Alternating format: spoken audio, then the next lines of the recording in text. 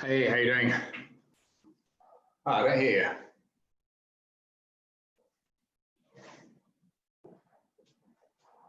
you. No, I still don't hear you. Yeah, I can see you. I've got no audio. No, I can't hear you. Can you hear me? You obviously can because you're replying. You can't hear me. Semaphore. Can you hear me now? I can indeed, yes. Can you hear me now? Yeah, I can. This is so annoying because I have the famous Yeti mic here. On the audio, it plays my voice back. I can hear myself perfectly, yet you can't hear me. So the sound's going to be iffy on my end because I'm having to use the computer audio. Okay. Well, do you want to rearrange, or are you happy to give it a stab, or? No, we'll crack on. Okay, let's do it. Yeah, let's do it. Any particular before we crack on? Any particular no-nos or areas of sensitivity or anything you'd rather me not mention? I can't think of any, but no, crack on. Okay, brilliant. So you're in Singapore, yeah, right now? Well, yeah. I live and based in Singapore, although currently I'm traveling. So. Yeah, I think when we last spoke, you said you were living. Was it Ibiza or Mallorca you lived in part of the time? Mallorca, yeah. I still spend a fair bit of time there. Yeah. So. Yeah, great. Okay. Well, let's crack on and see where we get, Jeremy. Yeah. Hi there, and welcome to today's edition even of the QCast. And today's guest is somewhat of a legend in entrepreneurial circles. He's made himself a name as the king of no money down deals. He started his first business at the tender age of 15 and has since bought and sold hundreds of businesses and companies. He's done 2 IPOs, 30-some reverse mergers, and he's helped to mentor thousands of people to emulate his behavior and success in business through attending seminars of his world-famous Harbour Club events. He's also the founder of Unity Group and the author of 5 best-selling books. Well, 4 best-selling books and a 5th one, which is about to become a bestseller. He is none other than the Harbour Master himself, Jeremy Harbour. Jeremy, welcome. Thank you. What a wonderful introduction. Well, you know, I get my inspiration for doing those introductions from, you know, Tom Bilyeu from Impact Theory. Oh, yeah. Yeah, he's really good. He's really, really, really good. Well, thanks for joining me. So you're in Singapore, you say? Yes, I live in Singapore with my wife and 2 beautiful children, although we travel around a lot. So we keep homes in Europe and, and often go to the US, although obviously can't go to the US at the moment. No. I've got a friend who just had difficulty going there as well. So we spoke once before, quite a long time ago. Can't even remember what led up to that and how, but it just sounded to me at the time that you just led this very enviable, idyllic life of an entrepreneur. You live in various really cool places in the world. You know, was it Ibiza or Mallorca? Did you say Mallorca? Yeah. Mallorca and Singapore, and you spend your time traveling around the world. Although that's probably been halted up a little bit recently. How are things for Jeremy Harbour in your life? It just sounds like a great place to be. Well, look, I mean, you know, everyone always sees the swan gliding across the pond, and they don't see all the furious activity underneath. I mean, look, I mean, I've often been lifestyle driven, so I've often built my business around a lifestyle rather than the other way around, and I made that as a very conscious decision when I sold the business in 2006. That I would focus on that lifestyle aspect. And the other thing I think that I would say that probably sets me apart from a traditional entrepreneur is is a focus around wealth creation and passive income from business. I think I was always obsessed about business and the product and solving the customer's problem. And then after doing that for a couple of decades, I decided I'd focus on my own problems for a little while and started lining my own nest a little bit more. And I think that was a real pivot point and a game-changing point, because from that position of strength, you can actually go and help a lot more people. You can have a lot more impact. So I think that was a very decisive moment in my career.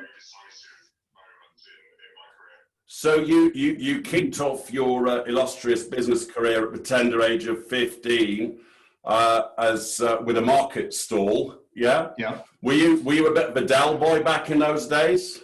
Yeah, I mean, 15 was when I kind of made it official, left school and made it my full-time occupation. I'd actually been running the business for a few years before that. And running the market stall at the weekends. And I'd also figured out that I could supply, I was selling watches and jewelry mainly, and I could sell watches and jewelry to other market traders at other events. And that would allow me to buy in bigger bulk, get a better discount, make more margin on my own products. So it was kind of laying off stock to get my stock cheaper rather than, a big sort of wholesaling business. And so I've been doing that for quite some time when I left school at 15 to pursue that kind of full time. It's interesting to me that you say I'd been running the business for a couple of years or so before then. So that would make you 12 or 13 years of age. Did you have the mindset at that point at 12? I'm trying to think what I was doing at 12 or 13. But did you have the mindset that you were running a business? Yeah, it was all I ever wanted. My mum actually sent me. She was digging through some old stuff, and she found my business card from back then. It was called Oasis Trading, and she found my business card from when I was about 12 or 13 years old. I was just obsessed with it from a very, very young age. I was the most annoying kid at school, I think, for selling all sorts of crap that I could think of to sell at school, especially things that breached school rules. That was always a favorite of mine. That's a given, isn't it, that one? Yeah, although there's always a kid like that at school. That was things like gothic jewelry and stuff, not like drugs or anything. So. No. I wasn't implying you were a crack dealer at school. No, but it's funny. There always is. We had a guy called Shish, and interestingly, his parents were quite successful business people. He was an Indian guy, but he was always that guy at school that have you seen that new cool gizmo or gadget, whatever it is? And you didn't buy them in the toy shop, you bought them off him. And then he'd lend the money out to other kids for various reasons. So I never got into usury. Interest. Yeah, I never got into usury or loan sharking, but no, I once got a warning from one of the head teachers around undermining the kind of school tuck shop, because we were a little village school out in the middle of nowhere, so it had a shop on site that you could go and buy your sweets, candy from. And basically I almost put them out of business because I was selling so much stuff on the side. There was a queue outside me, not outside the tuck shop, so it was, you can see that point, really. Yeah, and both my parents were entrepreneurs as well. So my mum ran a beauty salon out of the house. So the ground floor of the house was a salon, and my father was a farmer, and farmers are very entrepreneurial because the business cycle is feast or famine. So you have a long downtime and then an uptime. And so in those downtimes, the cash flow free times, you would always have these sidelines, whether it be fishing bait or paving slabs or fixing people's roofs or all sorts of things that I would go and help out with or get involved in. So I kind of saw this concept that you could think of an idea and bring it to life and just do that, and then people would give you some money as an alternative to, I think, what everybody else at school was kind of given was, do you want to go and work for the government or do you want to go and work for a big company? Which one do you want to do? And then you do your education according to that path. Yeah. Well, that doesn't exist anymore. The old job to life and pension and gold watch is long gone. Do you think that's a good thing or a bad thing? I think it's an amazing thing. I think we're in a transition phase at the moment, where that hasn't quite caught on yet. But ultimately, it comes down to self-responsibility, doesn't it? And it's in times of crisis like this, I think, one of the businesses I'm involved in sells franchises, and franchises boom in these kind of unstable times, because when people have been made redundant or sacked from their job, they suddenly realize that even they did nothing wrong. They did everything right. They followed the rules, they delivered, and now they don't have a job. And that's a real reckoning for a lot of people, because they always felt they took the job route because that was the secure, safe route, and they didn't take the business route because that was terribly unsafe and insecure. And now all of a sudden that paradigm has been shattered, and they figure, well, I'm going to go and buy a franchise or start a business or do something on my own, go into the gig economy or whatever it is, because at least then you kind of live or die by your own actions. If you lose your job or if you don't make money, it's because it's the buck stops at you. And I think, self-responsibility is one of the things that is, really, really lacking in education, in, lots of people I meet in general. They're just not willing to take responsibility for themselves and for their own actions and for their own lives. It's this whole idea of kind of subordinating your existence to a government or a company or somebody else and then blaming them if anything goes wrong. Yeah, we do live very much in a blame culture, and I think a lot of people, not just in recent times, but I think a lot of people have that kind of victim mentality where I don't know whether you know Pete Sage, but he has this thing about to me and through me, and a lot of people have this kind of attitude or paradigm that says everything happens to them, and they, as you say, they can't really reckon with taking responsibility for their own existence. They've got to put it over to somebody else. What do you think is particularly interesting about the opportunities that recent events have brought about for people to get into business for themselves? And you mentioned a paradigm shattered, but there's been a huge paradigm shift recently, and I feel that this is just part of a bigger transition, to use the word that you used before. I don't know whether you'd agree with that or not, Jeremy. Yeah, well, it's going to be really interesting, isn't it? There were two really notable things that happened during the first lockdown. The first one is the supply chains all got interrupted. So, fashion designers couldn't bring their clothes in because they were coming from China. Supermarkets couldn't get hold of certain food products that were being manufactured, even as close as, Germany. They were having trouble getting, delivered into the UK. And then companies that felt that their workers would never be able to work from home suddenly had all their workers working from home. So people like banks and financial institutions and people that had always insisted that would be impossible, that's now become normal. Well, that creates a really interesting shift in dynamics, because effectively what you're saying is that we need to bring blue collar jobs back on shore. We need to start making stuff closer to home so that we don't have supply chain interruptions, particularly in things like food, which would be essential to our survival.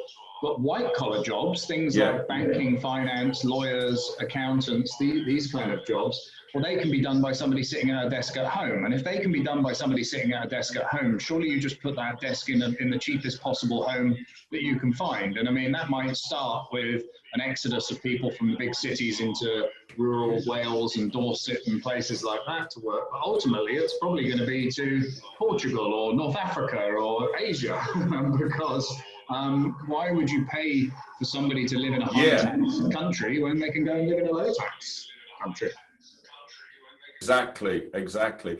I think that, I know somebody who works in a call center in Malaga, and so they all got sent home with laptops and CRM logins, and you had to press a button if you went to the loo, you had to take your lunch at the appropriate time. So nothing changed apart from you could literally go and do that job because it was behind a screen and they weren't visible, could do it in their pajamas if they want. There's a really interesting development that's just happened, actually. The Health and Safety Executive in the UK has just announced that the duty of care to people working from home is now going to be imposed. So previously, companies could get away with the fact that this is temporary because we're having a lockdown.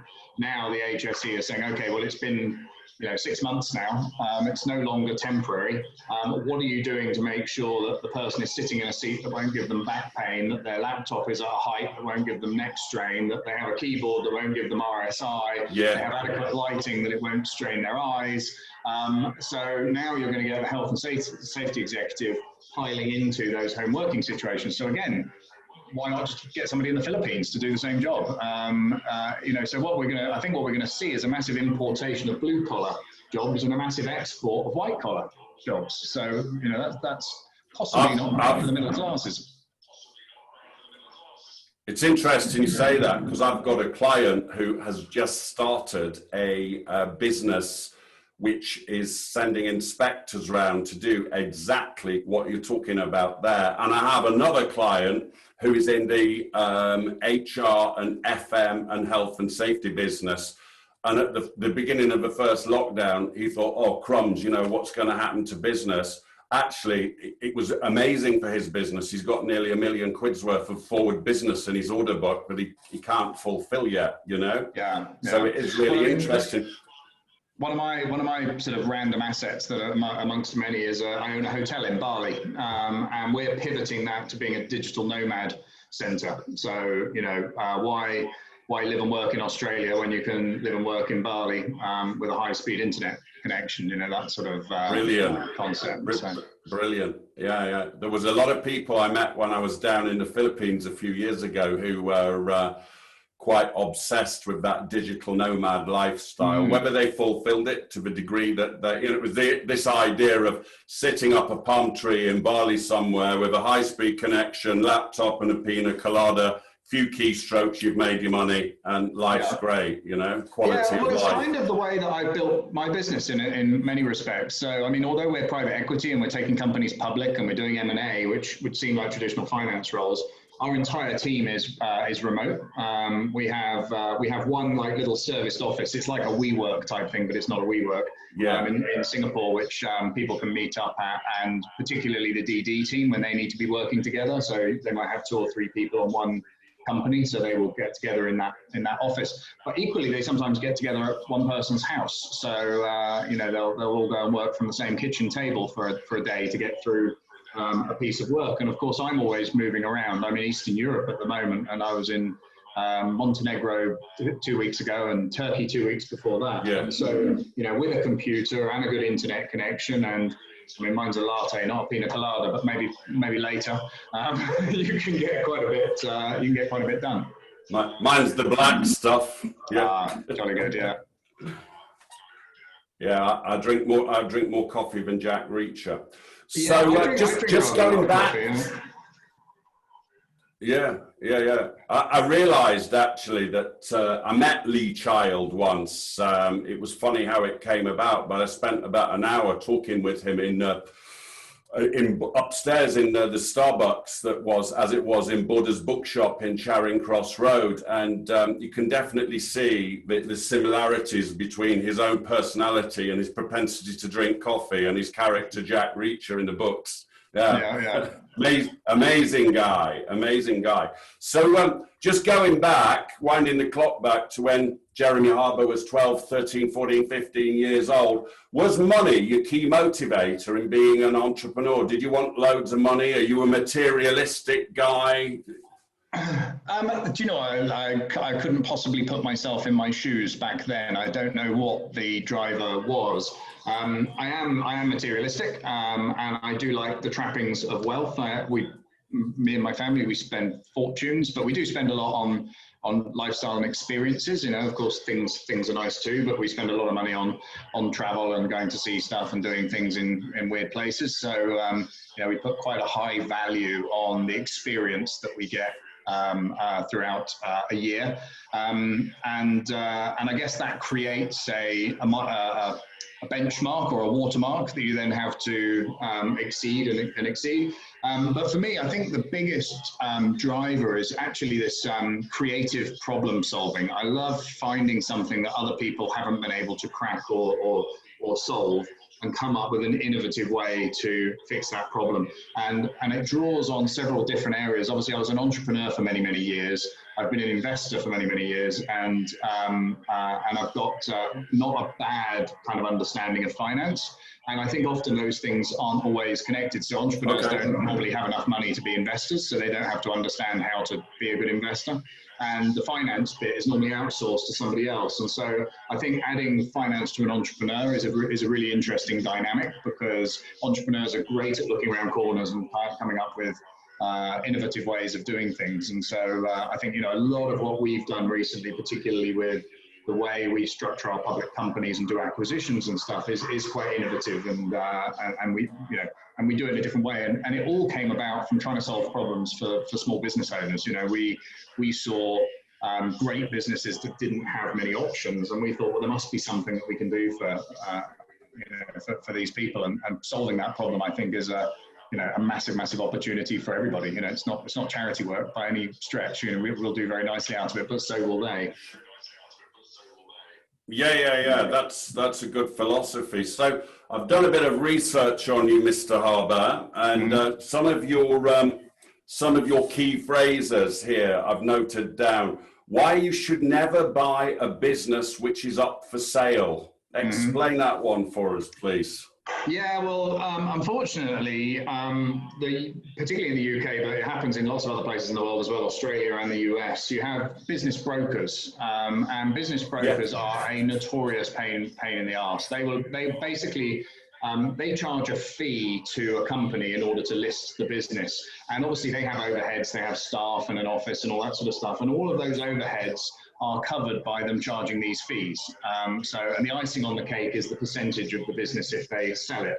So every month they have to list more and more companies in order to keep paying those fees. So what they tend to do in order to get a company to list is they promise them some exorbitant valuation. So they will go to a little company and they will say, well, I can get you £3 million for your company, when it's probably worth about 500 grand. That poor person says, oh, brilliant, yes, and writes them a check to engage them as a business broker. 3 years later, it still hasn't sold. That entrepreneur has, they've gone home, they've told their wife or husband that they're going to get 3 million quid. They've already been looking at holiday brochures and holiday homes and picking out the leather in the Mercedes garage and all that kind of stuff.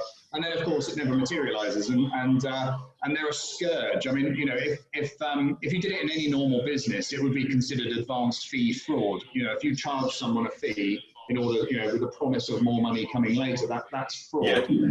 And it's very indistinguishable what they're doing to advanced fee fraud, and it completely corrupts the whole market and creates a ridiculous situation. So you can help entrepreneurs that have been for sale with a business broker for say 2 or 3 years, and they're wearing thin. They're starting to realise it was a scam. Those ones you can possibly help. But actually, the better option is to approach the company that's never thought about selling and just explore what they want to do with their lives and where they're going with their business, and see if there's a solution that you can come up with that works for everybody. Because quite often they haven't thought that their business, has a transition opportunity open to them. Sure. So one of your other philosophies, entrepreneurs don't make money running businesses. Yeah, and I've kind of found this out, along the way. From a wealth creation perspective, you need to create capital events. Now, I think there's two normal ways that people create capital events if they're not born with it, inheriting it, or any of those kind of lucky sperm club type things. There's 2 ways people normally do it. They buy a house, they redevelop the house, they add value to the house, and they sell it. So like a real estate enhancement type thing. That's quite a common way people can create capital events. The other way is you build a business and you sell it. And that's another way that you can create a capital event. Now, when you create a capital event, that capital can then be deployed in assets that give you income, things like bonds and stocks, and there are derivative products and things that you can invest in that will give you consistent income. And that consistent income is real passive income. That's the stuff that will come in, night and day while you're asleep, and you can use it. A business is never passive income because the landscape is always changing. People are trying to disrupt you. Advertising gets more difficult. There's stuff just changing all the time that makes businesses very unreliable sources of income. And so, yeah, getting capital events and deploying that properly is the way to real passive income, not a business. Yeah, brilliant. When I was talking to Bob Proctor the other week, he said he was talking about passive income, multiple streams of income, which we'll get into in a little while. But he said, you know, the clue is for him personally is to be able to make more money while he's asleep than he can spend while he's awake. Yeah, I like that. Yeah, no, I call it escape velocity investing. You know, with a rocket, when you're taking off from the Earth, you have to get to a certain velocity to be able to escape the Earth's gravitational pull. Well, your spending is your gravitational pull, and so you need escape velocity, which is your passive income has to exceed your spending capacity, and that's when you really break free, and that's when you that's when your wealth gets exponential. Yeah. Speaking of people like him, are you an advocate of, or are your philosophies, is your attitude, is that underpinned by personal development, by reading books, by studying people, having mentors? Yeah, absolutely, and I try and build that into my day every day. So I go to when I go to the gym, I watch masterclass. The lessons tend to be about 15 minutes long, which is perfect for like a warm up on a treadmill before you go and work out. I tend to try and put aside some time to read every day, and I quite like pacing around, so I try and do reading while pacing, because that obviously gives you your kind of daily step count a little bit of a kick as well, if you can do half an hour of reading whilst pacing around the house.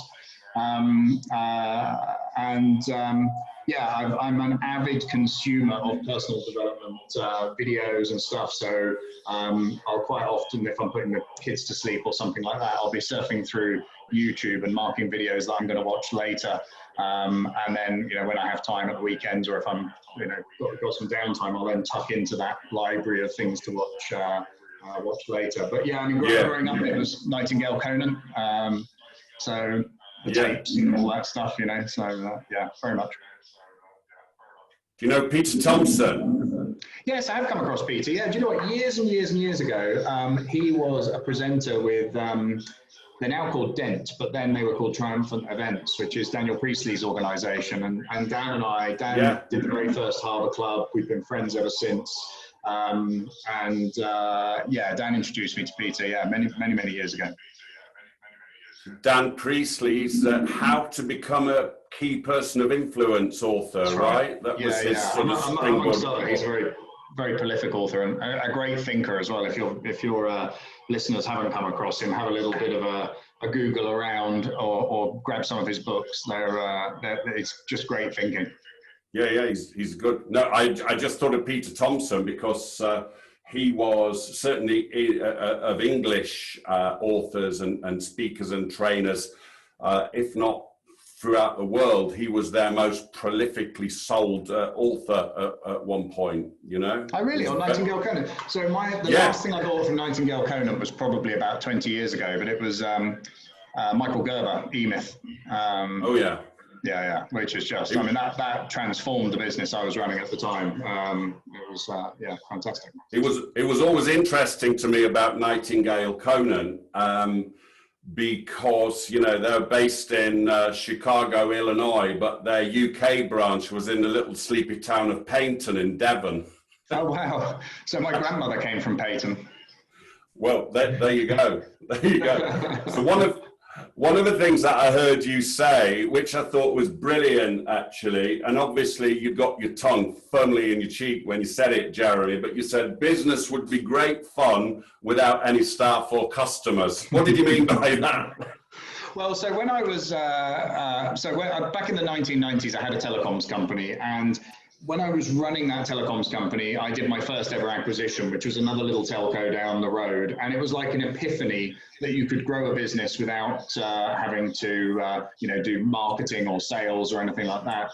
As soon as I did that, it was like a champagne cork popping. And I ended up doing a lot of deals in a very short space of time. And we went from doing, about $1 million in revenue through this telco to being a group of 12 companies doing 13.5 million in revenue and 135 staff.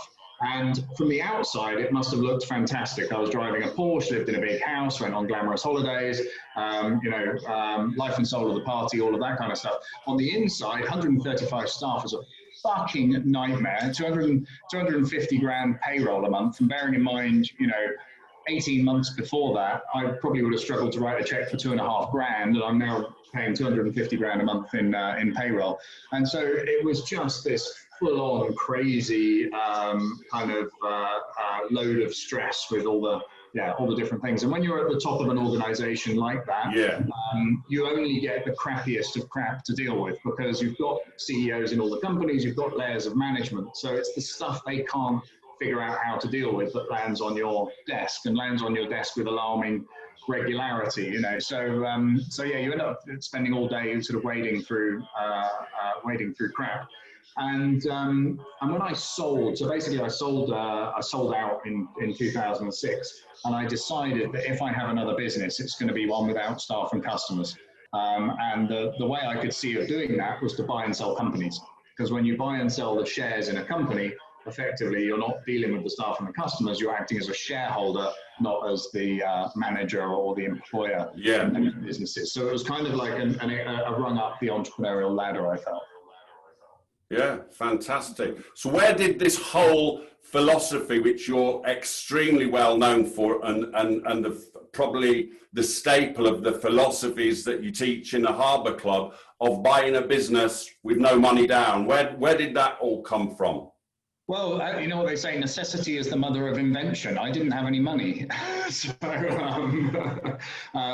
mean, in the first instance, I was lucky. Telecommunications is a very acquisitive industry. Lots of companies grow by acquisition. So what that meant was that as £1 million revenue telecommunications company, I was being approached all the time by people trying to buy me. So that gave me the advantage of sitting on the other side of the table and listening to all these different pitches. So I could learn by experiencing, if you like.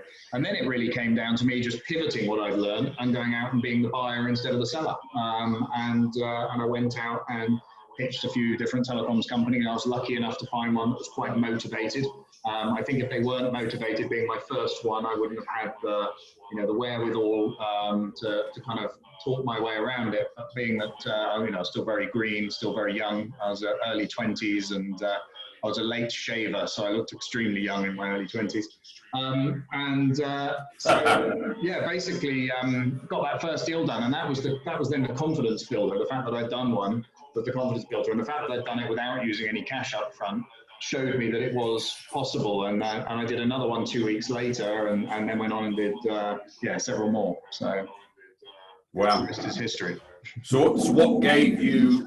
What was the driver then in thinking, well, I can teach other people to do these big events? I mean, I've looked at some of them online. You got some quite big audiences in these events, yeah? So I've got a few questions around that, but what was the driver to actually create the seminar? Yeah, well, originally it was because I kept buying people's competitors. So, I mean, Daniel Priestley, we'll mention him again, he was running a seminar business, and a seminar company rang him up and said, hey, look, we're looking for a buyer. We want 300 grand for the business. And they were a £3.5 million a year revenue seminar company, and they wanted 300 grand for the business. And Daniel just thought, well, to be honest, I could probably do a reasonable fist of competing with you for that. And so actually him and another guy called Jonathan Jay were both offered this business, and both said, look, I know this guy Jeremy is an expert in buying businesses. Why don't you speak to him?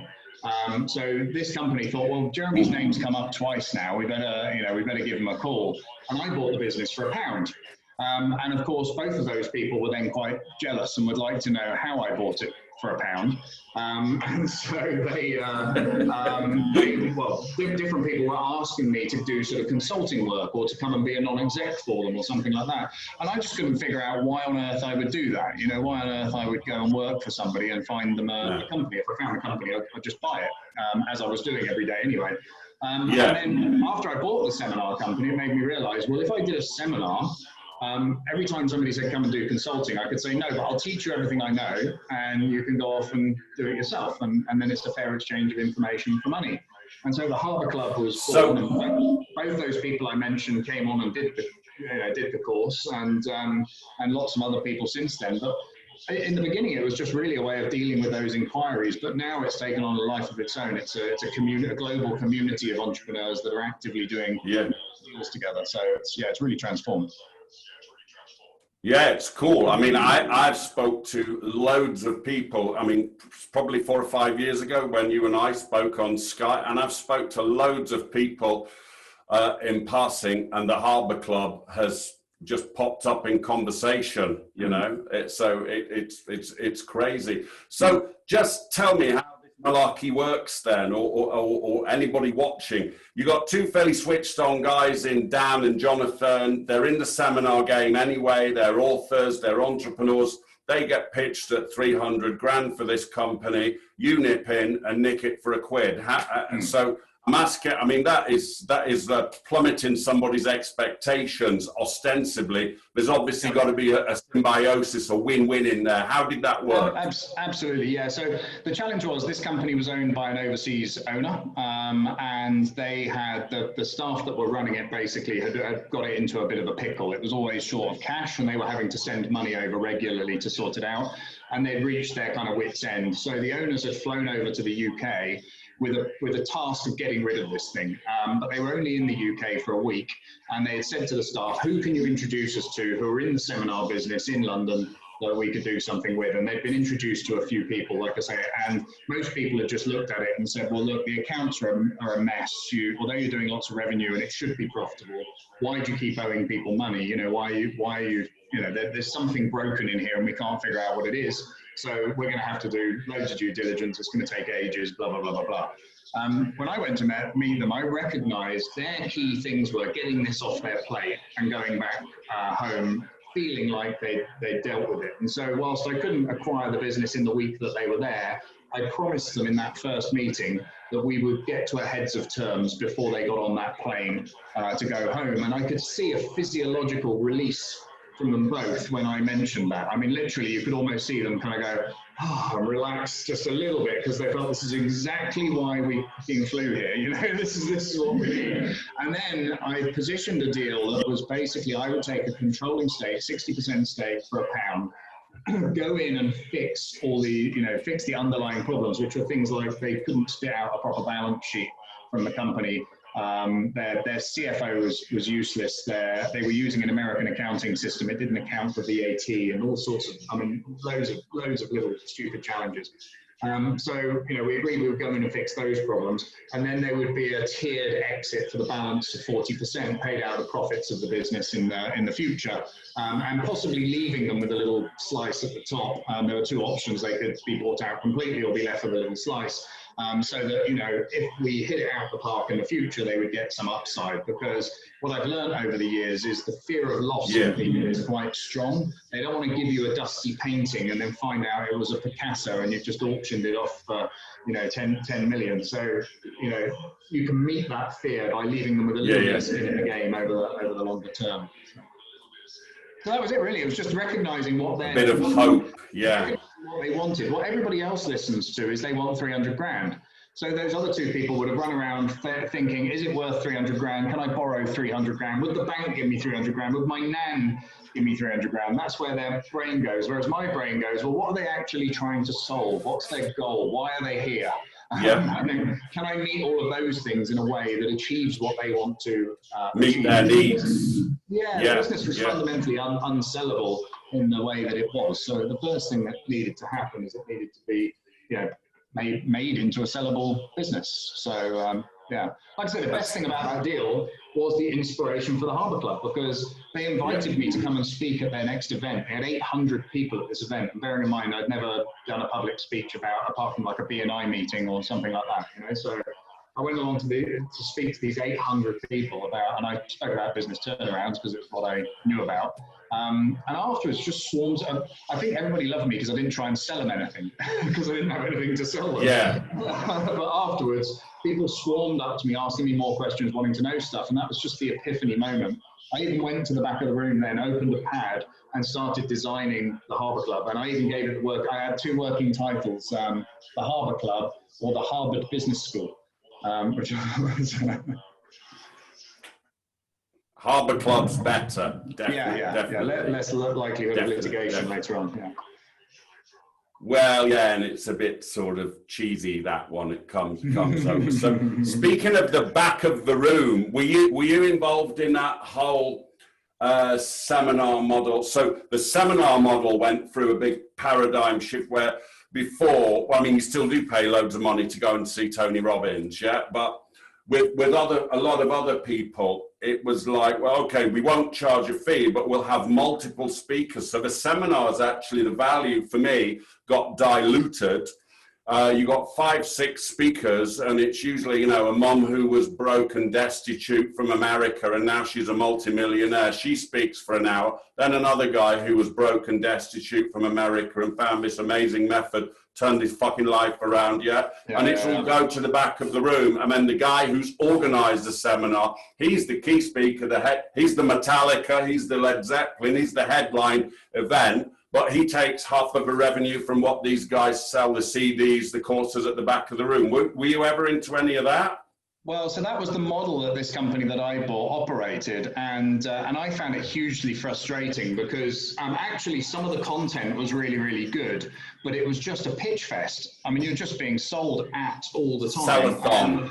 And look, I'm a busy guy, and any serious entrepreneur you want to attract to an event like that is also busy. And so I would seek out the events that weren't those kind of pitch fests. I don't mind them trying to sell me something. I mean, look, everyone's got a business to run. But these were, some of these were relentless. It was like you say, half an hour to an hour with a pitch, then half an hour to an hour with a pitch, and you're there for fucking 3 days. There's like 30 fucking pitches. Yeah. By the time you're done. So, and it was hilarious talking to people. You talk to people who would say, oh yeah, I'm allowed to come because my wife's kept my credit card. Like they can't fucking trust themselves to go with their credit card because they'll end up, buying loads of stuff. But no, I was very deliberate when we started the Harbour. When we started the Harbour Club, we don't do the traditional model. In fact, what's really funny, and I always see this, is people saying, oh, I like the Harbour Club, but it's quite expensive. And I don't know, I actually don't know, I promise you I don't know what it costs at the moment, but it's around 6-7 grand, something like that. And everyone says, gosh, it's really, really expensive. But the thing is, all of my competitors charge 10 to 12 to 15 grand, but they have a taster course for like 600 or 500 or whatever. So what they do is they sell you the taster course where you get absolutely nothing apart from a big upsell to their big course. And so we've always deliberately not done that. We just have one thing. It's the Harbour Club. It's a membership. It's once you've joined, you're in the community for as long as you're not, don't break the rules or act like a dick. So you're in the community, there's loads of bonus content and lots of other information from other people who are actively doing deals in the community. We share loads of information together, all inside an app. It's a proper Android, iOS, a native app that we have that people can use to find their nearest Harbour Club or people in particular industries or geographic locations. So it's a really fantastic community, and it's completely different to the normal seminar model. We have no upsells. There's no platinum, gold, diamond, mentoring, whatever. I just don't have the time. I'm too busy actually doing deals to keep selling people courses. So it's some of them are amazing. I mean, I did. You've been to a Tony Robbins event, right? Yeah. Yeah, I mean, I did piss myself when somebody told me they'd done the platinum thing, and that it's like you get to go on holiday with him. It costs you 100 fucking grand to go on holiday, plus your travel and accommodation just to go on holiday. I thought this guy's got it down, So, but I mean, when we first launched the Harbour Club, it was in Mallorca, and again, because I'd seen people book the dream thing in fucking Bali or Fiji or something, and then they have to buy their tickets, and then they have to buy their hotel. So we actually included flights and accommodation in the Harbour Club when we did it in Mallorca. Cool. So we booked their flights. We only booked EasyJet or something, but we included it in the price, and I just thought it made it, just a nicer way to do business. We picked them up from the airport. We did everything, So. Yeah, that's nice. What's your viewpoint then on, so going away from that model of charging tons of money, there is, and typically, 10 years ago and before, gurus, they wouldn't give you the steam off the piss without you paying them quite a lot of money. Now everybody's out there giving so much free shit away. What's your, because you literally can find the best of everybody on YouTube. Yeah, I mean, look, we give away an awful lot of stuff. So, I mean, we give away, we're constantly publishing stuff on YouTube, on Instagram, on LinkedIn, just churning out lots of free content because we genuinely think it helps entrepreneurs, and it's great to, it's great business to share that, to make everyone better. But there isn't really a replacement for the community thing that we provide, or some of the secret sauce. So some of the deal structures and some of the stuff that we keep behind the curtain that are only positioned to members isn't readily available and readily consumable anywhere else. Sure. So yeah, so we do, we are quite cautious about what finds its way into public domain, but we're evolving all the time. I mean, we've added 2 new strategies this year, so we're now 14 different, 15 I think there are now, no money down strategies for doing deals, all with executable examples and case studies around them. Yeah, it's constantly evolving, and then that means we can release more stuff into the public domain. So, the book that I've got coming out in December is releasing it's probably 20% of the current Harbour Club course, but it probably would have been 50% of the Harbour Club course 3 years ago, and maybe 80% of the Harbour Club course 10 years ago. Yeah, it's evolving. Yeah. Yeah. I had a landlord for a call center I used to own in Yorkshire years ago, and this guy, he'd probably like you, he left school very, very early, at 13 or 14, and he got, a multi-zillion pound commercial property empire. And what was interesting about this guy is he could read a contract or a lease better than any barrister he knew these things upside down, inside out. And it struck me with what you were saying a few sentences ago about, the CFO was crap, the balance sheet, this, that. You've not got an MBA, you haven't got a degree, you left school at 15, presumably didn't take your O-level, all that, yet you know all this stuff. Do you think that a self-taught person like you or my former landlord, you're experiential as opposed to theoretical in the classroom, like a Harvard MBA? What's your view on all that, Jeremy? Yeah, this is really important, actually. It's the learning from doing versus the learning from learning. And I say this to people on the Harbour Club all the time, because one of the reasons why the kind of fake gurus work so well is because even when you've learned everything, you'll still feel like there's something left before you can get started. Like, I just need that 1% more and then I'll be ready. And they prey on that by selling you the next thing. What you need is my gold, diamond, platinum club. And then once you're in that, you'll be doing deals like every week, Then you'll be complete. So instead of just coaching people and helping people through their first deal, which we do for free, they try and sell them something else to meet that fear. And I always just say to people, look, you've got to start before you're ready. You've got to get the information on board, and then you've just got to go and start taking some action. It's kind of like, go find a live one and see what happens. You didn't have a deal before the meeting, and you might not have a deal after the meeting, but you'll have a load of extra experience after that meeting, and then go and do another one and another one and another one, because all of the stuff that I've learned and I know is just from doing it relentlessly. When you've done it, what is it Bruce Lee says? I don't fear the man who knows 1,000 kicks. I fear the man who knows 1 kick and has practiced it 1,000 times. So if you've gone through the same thing again and again and again and again, you become just,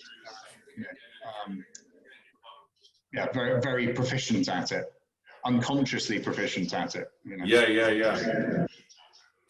What's here's a couple of questions then for you. What's the biggest disaster? Because to get where you've got, you must have had some major screw ups, some big disasters, things gone horribly wrong. What's the one that stands out in your mind the most throughout your career to date? Yeah, I mean, look, there's loads. So, I mean, in the early days, it was probably all around either insolvencies that didn't go my way, or because I used to do a lot of distressed acquisitions. We still talk about distressed acquisitions a bit in the Harbour Club, although most of it's how to buy solvent companies. I had issues with, business partners. I learned very quickly that contracts are only as good as the people who sign them, not necessarily what the words that are written in them. That's quite a valuable lesson. Back in 2016, which is not too long ago, about 4 years ago, we took a company public, and it was enormously successful. It was the most successful listing on NASDAQ in that year. But we had some bumps in the road, and we took advice from some very expensive advisors that we needed to bring some grey hairs onto the board and get some people with public company experience on board. And we got those people with public company experience on board, and they completely fucked it up and destroyed so much value and destroyed a fantastic idea as well. And I take kind of full responsibility for that because it was my choice, and I was involved in the issues that led up to that, but it wiped out 250 million euros in value. It was a not insignificant sum. And we dusted ourselves off. We dusted ourselves off, and we went again, and we've now done a reiteration of the same business model, but without the oops moment, without handing over to the so-called experts. Last year we were the third fastest growing small cap company in the whole of Europe, according to the Financial Times. So we've really made some big strides forward. But that was a painful moment. Yeah.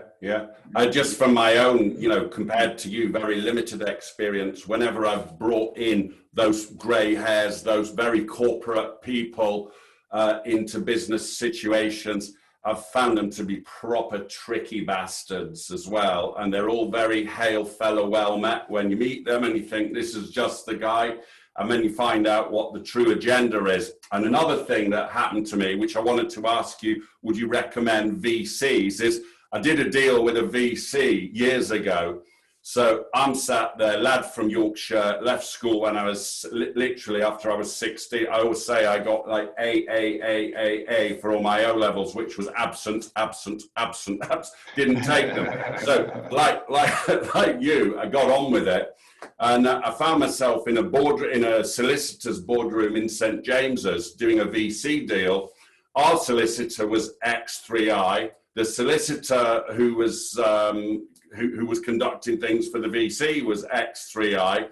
My advisor was X3I, and the VCs who we were doing the deal with were all X3I. The only punter in the room who wasn't X3I was moi, and I got fucked.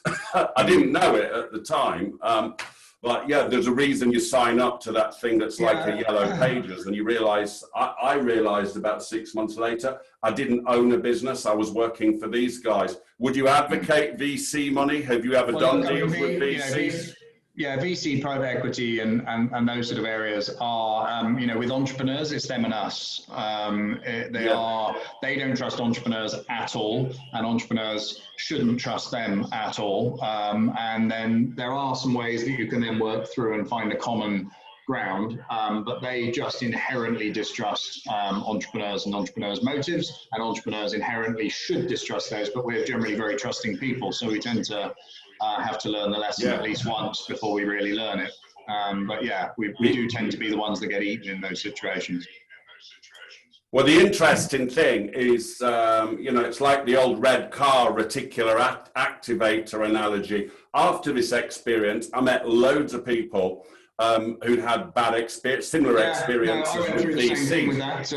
I went through the same thing with that first public company. We did a stock loan. It turned to rat shit, and then everyone went, "Oh, one of those," And it was like, well, why don't we meet any of these people when we were thinking about this? Exactly. But what I was going to say, that the common denominator, the golden thread that we all had, is the VC is attracted to you for what you're doing, for the innovation, for the idea, for the creativity. And then it seems that once they get into bed with you, they try to stifle that entrepreneurial, creative, innovative sort of way that you've got of doing things, which actually made you attractive to them in the first place. And then blame you when it goes wrong. Yeah, blame you and charge you and sue you when it goes wrong. What's the biggest win you've ever had then? The one that's really, really rung the bell for you? Yeah, so I mean, look, listing a company on the Nasdaq, having your name in lights on Broadway, because their office is on Broadway in New York, so you get the big jumbotron with "Welcome Jeremy Harbour" on it. That's good for the ego. Yeah.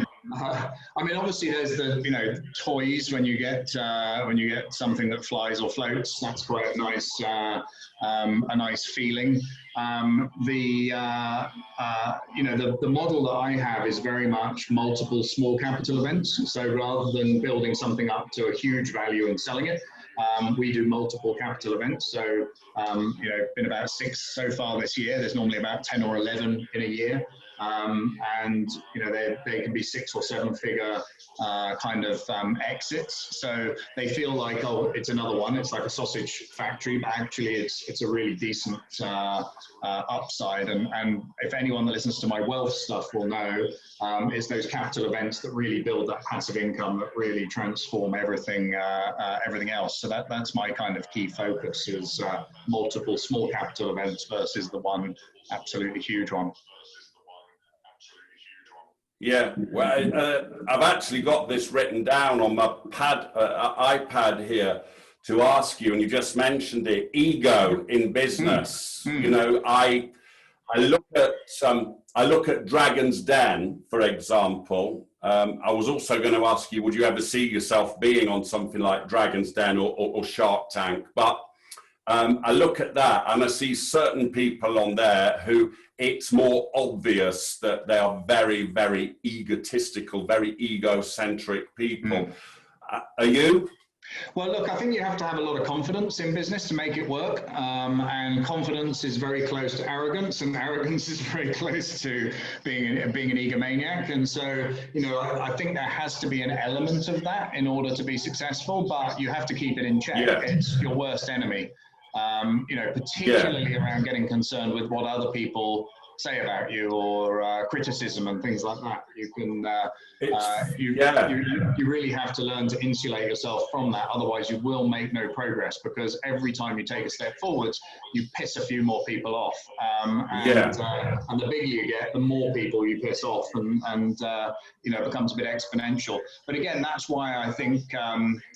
The fact that I'm a 25-year overnight success versus an overnight success does help because I've had peaks and troughs through that time. So I think you have a bit less of the imposter syndrome. I still get that a little bit. You have a little bit less of that. You have a little bit more humility because you've screwed things up really badly before. But I think those people that get it all right the first time and have made their billion in their 20s, that would be a very hard psychological thing to deal with.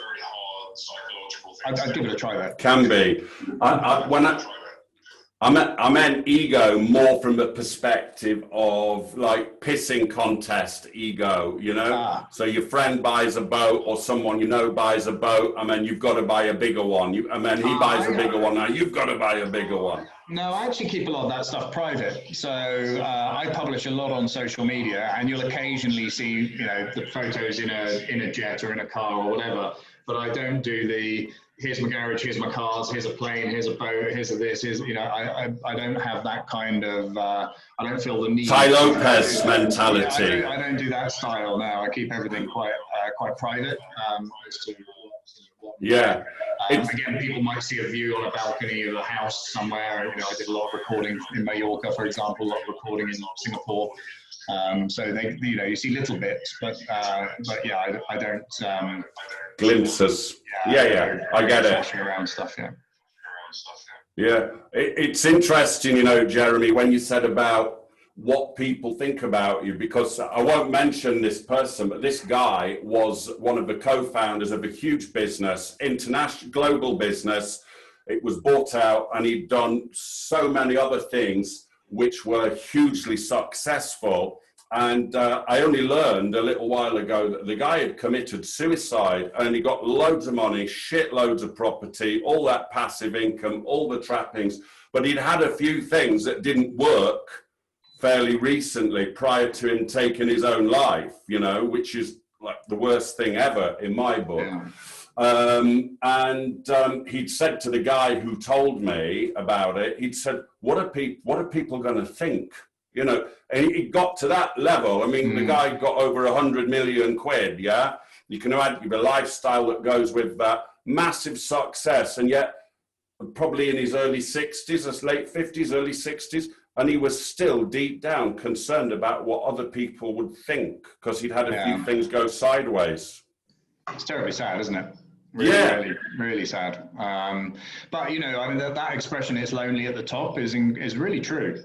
You know, when you are in business, sometimes, I mean, you've got certain people you can talk to about certain things, but most of it is kind of just inside you. You know, and when you're going through times of stress, it's really, you know, the Italians have a lovely expression, which when it's literally translated means the fish stinks from the head down. So kind of, if there's a problem, it's got to you, you know. It's a good one. So in business, what do you think matters the most for anybody watching? Is it aptitude or attitude? Action, doing something. I mean, literally the differentiator. When I look at the Harbour Club, we see people come through who are incredibly talented entrepreneurs and people that you just think, fuck, they've got a lot to learn, you know, even on the most basic of things. And yet the one that goes out and just takes some action and does some stuff just are infinitely more successful than the ones that have the talent and the aptitude. I would say action orientated. So it's about making, like you said earlier, just making a decision to do something and then taking the action and doing it and then finding out from there on, yeah? Yeah. Do you think everybody's cut out to be an entrepreneur or a business owner? No, in fact, I'd probably recommend to most people that they don't do it. Yeah, it's look, I think it's been transformative for me, and I think it'll be transformative for many, many other people. But you have to want to do it. If you don't have a drive to do it, then you know, it can be quite an uncomfortable life. I mean, I've spent more of my career poor than I have rich. And some of those early days, it was desperately poor. I mean, I used to drive my car somewhere, park it, and I used to have to find somewhere I could park it for a long time because I wouldn't have enough money for petrol to drive it home again. I would be eating, you know, beans on toast. At the time they had this price war for beans, and you could buy a can of beans for like 10p. And so I would literally buy 10 cans of beans for £1, and that would be my week's food. It would be, so, you know, really, you sacrifice a lot while your friends are on cushy graduate jobs earning, you know, several thousand a month. You're scrapping. You wouldn't have wanted to be downwind of you then, eh? If you were living on baked beans. I think that's still the case, don't worry. So there's a book by somebody, you might know who it is actually, I can't remember, but it's about negotiating it's a business book. It says, never split the difference. You've heard of that, right? So I just wanted to ask you about sort of negotiating. Can you give anybody any real good tips as per negotiating, buying a company, buying a business, or even just doing the most basic of deals? Yeah, so look, the thing I would say is that what I deal with is owner-managed businesses, and I think I'd really differentiate that, because in a traditional business acquisition setting, which is when a big company buys another big company, you have a board of directors who are professionals. They're employed to run the company. You then have a team of advisors on either side of the transaction, and you then have all the shareholders. And so what tends to happen is the advisors thrash out a deal between them, and then they present it to the shareholders to vote on. And so there's no personalities involved in it. It's just, here's what the deal is, here's how it's going to be structured, do you want it or don't you want it, kind of thing. And then there's the ego bit between the two CEOs or whoever's brokering the deal. In an owner-managed business, that's completely different. The owner-manager is emotionally connected to the business. They may have built it from scratch themselves. They have a completely different relationship with the company, and they're often the shareholder, the CEO, you know, chief cook and bottle washer. They're the whole lot. So when you're dealing with that kind of person, you have to build a lot of rapport and empathy with them before you can even get into the negotiation or get into discussing what a deal looks like. Because if they don't trust you, like you, and feel like they know you, they're not going to do any kind of deal with you, whether you're throwing loads of money at them or a no money down deal. So I always say that investing in the relationship early on pays huge dividends later on in the transaction. Yeah, I'd agree. Is Jeremy Harbour a good delegator? Yeah, I think so. There's still a lot of stupid stuff I do myself that I don't need to, but I don't mind either. But I have a fantastic team behind me. We're quite small. There's only 12 of us in the Unity group, and then there's another 4 or 5 in the Harbour Club community, group. The Harbour Club just runs itself. They get on with it and do it. It's a fantastic team. They know what they're doing. I literally turn up and speak and then deal with the delegates on WhatsApp. I have no involvement in the business at all. Unity Group, I'm actively out there on the front dealing with new companies that want to come and join or that we're acquiring, or developing new structures or new solutions, new ways of buying those companies. So that's very much where I'm on the coalface. But as soon as somebody says yes, I have very little to do with them. They get dealt with by the team. You hand it over. So I was going to ask you, what is it's probably, from talking to you, it's probably self-evident partially from the name, but what is Unity Group? Yeah, it's my private equity company in Singapore, and so we buy and sell companies, and so yeah, it's my main vehicle for doing deals. So for anybody who might come across this video, is there any type of business that you're looking to acquire, or anything that's sort of you mentioned telcos before.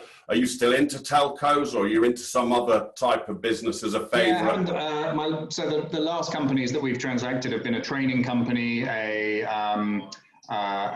taxi hailing app, a tech taxi company, a caravan and motorhome company, which is doing very well at the moment because of the current stuff, a construction services business doing like joinery and stuff, very high-end joinery in places.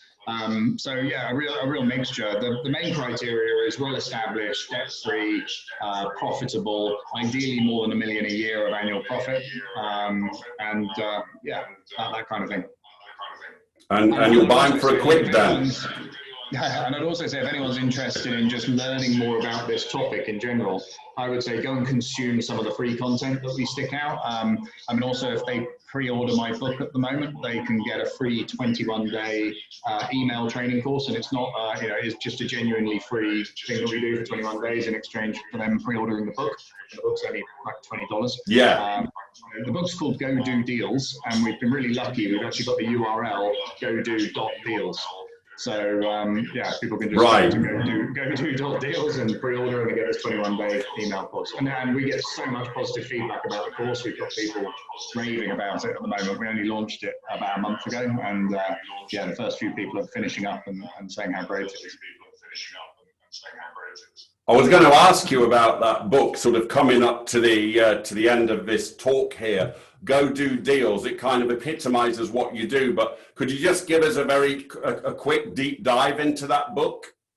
Yeah, basically it covers the how to source, how to structure, how to close, how to turn around, and how to sell an owner-managed business. So on the Harbour Club, we go into 14 different structures for doing no money, or 15 it is now, sorry. Different structures for doing deals without any money. This gives you 3 of them. It gives you some ways that you can identify those businesses that aren't for sale.